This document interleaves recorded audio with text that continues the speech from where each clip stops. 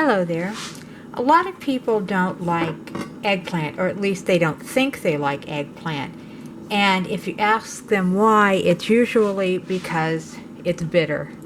Yes, eggplant can be bitter, that's for sure. But there are things that you can do to take away that bitterness.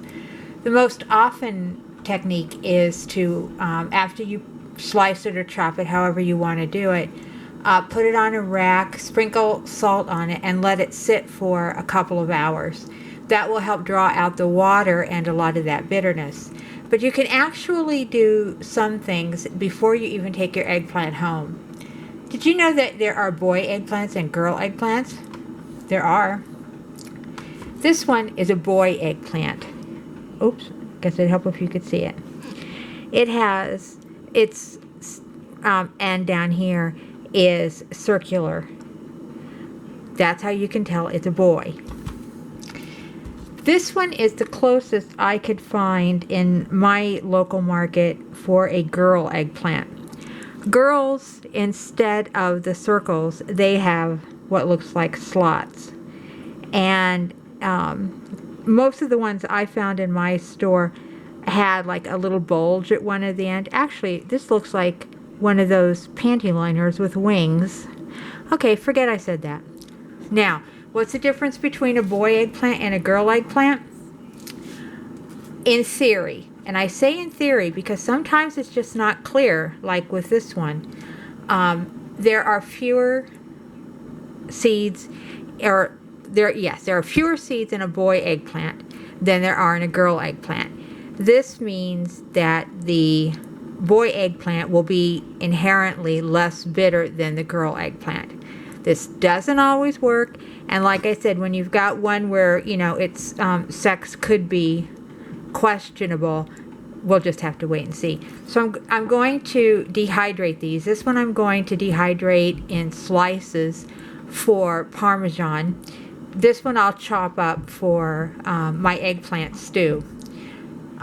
So I'm going to go ahead and open those, and we'll see if it's true.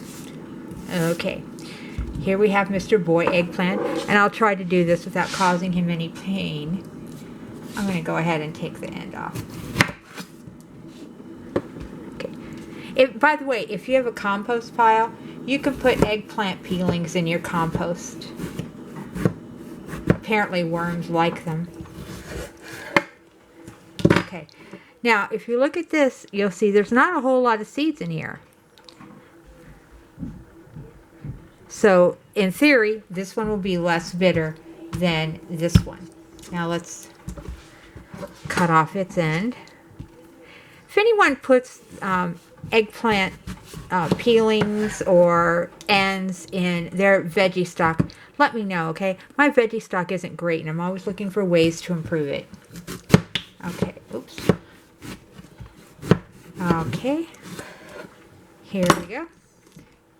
This one's an older eggplant, obviously, and I probably should have gotten a new one. But you can see, even up around here, there are more seeds than there were in our boy eggplant. Still, it's not a lot of seeds. And I think I've changed my mind, and I'm going to make this one into stew, and this one into parm. Or I'll just do them both into stew, since that's what I seem to like to make most often. This is still perfectly good, especially as a stew. So, like I said, it's not a foolproof way, but as a general rule, if there's a circle on the bottom, it's a boy, less seeds, less bitter. If there's a tab or a slot, rectangle, whatever you want to call it, on the bottom, it's a girl, and more seeds and more bitter. Now, in theory, this is also true with green peppers, and I was going to show you an example of that today, but I ate the one that would be a girl green pepper. But in doing further research, I learned that this is not necessarily true with peppers. The number of lobes that they have nothing to do with how many seeds they have or what gender they are. Or whether it's a better cooking pepper or a better eating pepper. And the fact that there are 5 lobes as opposed to 4, as opposed to 3, just simply means there's more room for seeds. Yeah.